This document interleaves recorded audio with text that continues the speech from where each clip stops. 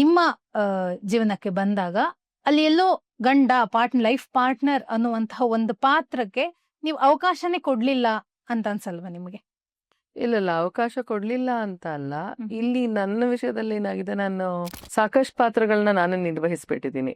ಆ ಸಾಕಷ್ಟು ಪಾತ್ರಗಳು, specially when you tend to be more independent and you have made yourself. ನಾನೇನು ತುಂಬಾ ಅತಿಯಾದ ದೊಡ್ಡ ಶ್ರೀಮಂತ ಇಲ್ದಿರಬಹುದು ಅಥವಾ ಅತಿಯಾಗಿ ನನ್ನ ಹತ್ರ ಹಣ ಇಲ್ದೇ ಇರಬಹುದು. ಆದ್ರೆ ನನ್ನ ಜೀವನಕ್ಕೆ ಎಷ್ಟು ಬೇಕೋ ಅಷ್ಟ್ರ ಮಟ್ಟಿಗೆ ಸಮಾಜದಲ್ಲಿ ಒಂದು you you you feel safe. ಇಷ್ಟಿದ್ರೆ ನಮ್ಗೆ ಒಂದು ಹೆಣ್ಣಿಗೆ ನೆರಳಿದ್ರೆ ಸಾಕಪ್ಪ ಅಂತ ನಾವು ಹೇಳ್ತೀವಿ. ಅದು okay, that can be by 30/30 ಇರಬಹುದು, 20/30 ಇರಬಹುದು. Doesn't matter how big it is. So ಈ ತರದ್ ಒಂದು ನಮ್ಮ ದೇಶದಲ್ಲಿ ಹೆಣ್ಣಿಗೆ ಬೇಕಾದಂತಹ ಒಂದು ಸಮಾಜದಲ್ಲಿ ನಾನು ಒಂದ್ ಗಟ್ಟಿಯಾಗಿ ನಿಲ್ಬಲ್ಲೆ ಅಥವಾ ಒಂದು ಸುರಕ್ಷಿತವಾದ ಇದರಲ್ಲಿದ್ದೀನಿ, ತಾಣದಲ್ಲಿದ್ದೀನಿ ಅನ್ನೋಂಥ ಒಂದು ಭರವಸೆ ಕೊಡೋ ಮಟ್ಟಿಗೆ ನನ್ನ ಜೀವನ ನಾನು ರೂಪಿಸ್ಕೊಂಡಿದ್ದೀನಿ. ಆದ್ರೆ ಏನಾಗ್ತಿದೆ ಅಂತ ಹೇಳಿದ್ರೆ, everything surrounds around me here.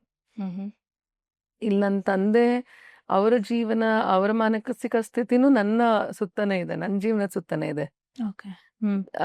ಹಾಗಾಗಿ that becomes more important for me.